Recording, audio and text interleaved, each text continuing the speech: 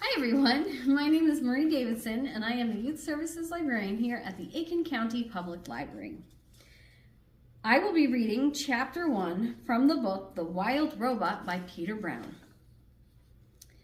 Our story begins on the ocean with wind and rain and thunder and the lightning and waves.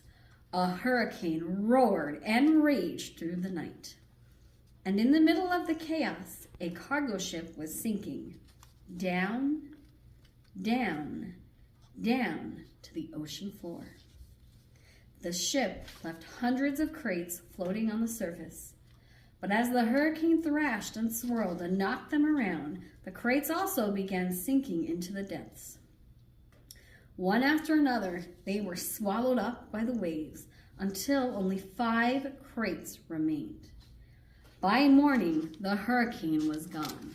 There were no clouds, no ships, no land in sight.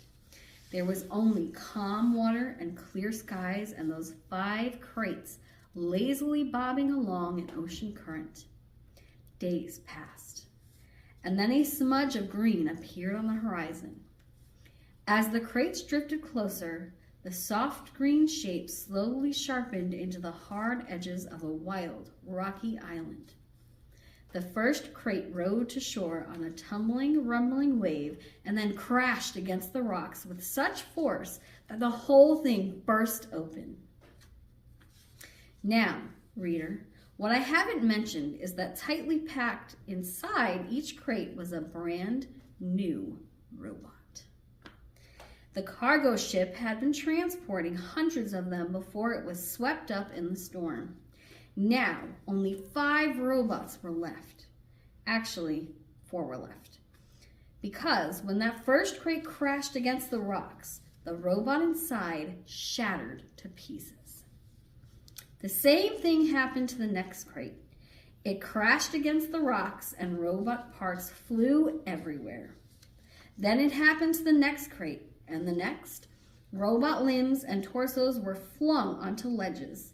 A robot head splashed onto a tide pool. And a robot foot skittered into the waves.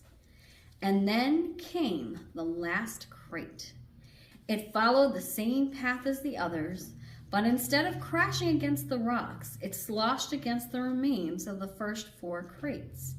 Soon, more waves were heaving it up out of the water. It soared through the air, spinning and glistening until it slammed down onto a tall shelf of rock. The crate was cracked and crumpled, but the robot inside was safe. I hope you enjoyed the reading. I challenge the full steam ahead campers to explore how animals adapt to their environments. Design a new creature adapted to the island environment that Roz is now stranded on. If you would like to check out The Wild Robot, visit your local library.